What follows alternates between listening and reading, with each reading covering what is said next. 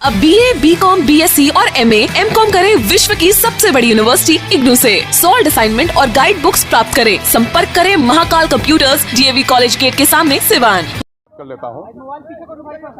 मामला ये है कि आज जो कुछ भी हुआ है MIM के साथ एक बड़ा धोखा हुआ है।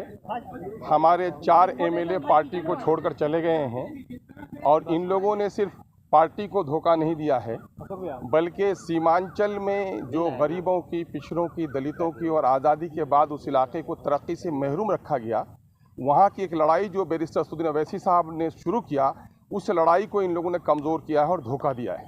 इन लोगों ने धोखा सिर्फ पार्टी को नहीं दिया है, बल्कि सीमांचल की वो गरीब और महरूम जनता जो इंसाफ की तलब के लिए MIM का झंडा उठाया था, इनको वोट देकर जिताया था, उस जनता को धोखा दिया है। वो कौन है? वो गरीब हैं, किसान हैं, मजदूर हैं, परदेसी मजदूर हैं, सैलाब से परेशान हाल लोग हैं, अनपढ़ लोग हैं, दवा से महरूम लोग हैं, बेरोजगार लोग हैं, उनको धोखा दिया है। मैं समझता हूँ आने वाले दिनों में इन MLAs को वहाँ की जनता धूल चटाएगी और तारीख में इनका नाम मीर जाफरों के साथ होगा।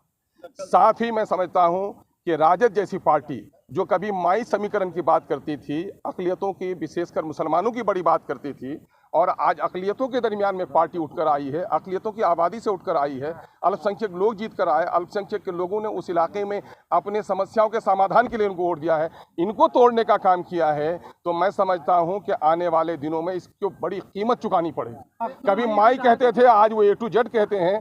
मैं समझता हूं कि इस वक्त पूरे बिहार में माइनॉरिटी के लोगों की जितनी आस्था जोड़ी है MIM से, उस आस्था को ख़त्म नहीं कर सकते थे। बल्कि मैं दावे के साथ कहता हूं, मैं एक टूटा था तो 5 लेकर आया था, आज 4 टूटे हैं तो 24 लेकर MIM आएगी और ऐसे लोगों को भी धूल चटाने का काम करेगी। इससे हमारी पार्टी में कोई घबराहट नहीं है। जाने वाले चले गए, ले जाने वाले लेके चले गए। मीर जाफर का किरदार जिसने अदा किया, और जिन लोगों ने अक़लियतों में गुजरात में गर्दनें काटी हैं, जिन लोगों ने बाबरी मस्जिद तोड़ी है, अक़लियत के लोगों ने ऐसे लोगों को माफ़ नहीं किया है। मैं समझता हूं कि अक़लियत के लोग, अक़लियत की उठती हुई ताकत को जिन लोगों ने तोड़ा है, उसको भी माफ़ नहीं करेंगे।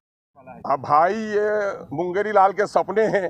मैं समझता हूं कि विचारों की लड़ाई लड़ने वाले अवसरवाद की राजनीति नहीं लड़नी चाहिए। अब ये उम्मीद पालते हैं, उनसे पूछिए। लेकिन मैं जनता की लड़ाई लड़ता हूं, सड़क से सदन तक। सड़क में हमारी लड़ाई और मजबूत होगी। सदन में भले ही हमारी संख्या घटी है, हम सदन के संख्या घटने से नहीं घबरा रहे हैं। मैं समझता हूं कि बिहार की जनता इस हादसे से और रिएक्शन के साथ हमारे साथ आएगी। चाहिए था, ये महसूस हो रहा जी, महागठबंधन के मुझे किसी के फोल्डर की जरूरत नहीं है। मैं मंत्रालय का ख्वाब भी नहीं देखता और मैं कोई अपनी जाती फायदे के लिए राजनीति भी नहीं करता। मैं तो सीमांचल की लड़ाई लड़ने आया हूं। बिहार के दबे कुचले अक़लियतों की, पिछड़ों की, शोषितों की, वंचितों की आवाज़ बनकर आया हूं। मुझे खुशी और प्रशंसा इसी में है कि मैं उनकी आवाज़ बन सकूं। मंत्रालय के भी ऑफर थे मुझको। ऐसी चीज़ों को पाँव के ठोकर में रखता है अख्तुल ईमान, और MIM भी रखती है। हमारे जो राष्ट्रीय अध्यक्ष हैं, उन्होंने कभी भी इन चीज़ों को आड़े आने नहीं दिया, हमेशा सच्चाई और हक की बात की है, और मैं उसका सिपाही हूँ। पूरी तवानाई के साथ, पूरी मजबूती के साथ इन हादसात से भी, इस तूफान से भी हमारे इरादे और अज़्म का जो दरख्त है वो हिल नहीं सकता है। दोषी दोनों हैं, टूटने वाले भी दोषी हैं। अंदेशा नहीं था कि पहले से वो संपर्क में थे? ये बातें तो अच्छा, 2 दिनों से अंदेशा करता भी तो आप क्या समझ रहे हैं? भागने वाली कोई बकरी है जो उसको बांध के रखेंगे आप? इंसान तो विचारों से बंधा हुआ रहता है। अगर जिन लोगों ने विचारों का त्याग कर दिया हो, उसको बांध के नहीं रखा जा सकता। RJD में जाके उनको क्या फायदा मिलेगा? क्या हाँ, बिल्कुल है साहब को भी घटनाक्रम से बिल्कुल मैंने यहाँ की खबर दी है, और उन्होंने कहा है इससे घबराने की जरूरत नहीं है। और जो जिंदा तहरीकें होती हैं, ये इस किस्म के हालात आते रहते हैं, और ऐसा होता है सैलाब में खसो खासा बह जाता है, और जो मजबूत पहाड़ होता है खड़ा रहता है। इससे घबराने की जरूरत नहीं। बिहार में भी खेल होगा क्या? अब उस खेल की बात उनको कहिए, वो खेल का जो तमाशा देख, वो उम्मीद बांधे हुए हैं। महाराष्ट्र में जो हुआ है गलत है, और महाराष्ट्र के खेल को जो लोग गलत कह रहे हैं, वो भी या खुद गलत कर रहे हैं। नहीं, मेरे कंट्रोल का मामला ये है, ये पुलिसिया मामला नहीं होता है, कंट्रोल है। उनको इतनी आज़ादी मिलनी चाहिए, सोच समझ की आज़ादी मिलनी चाहिए।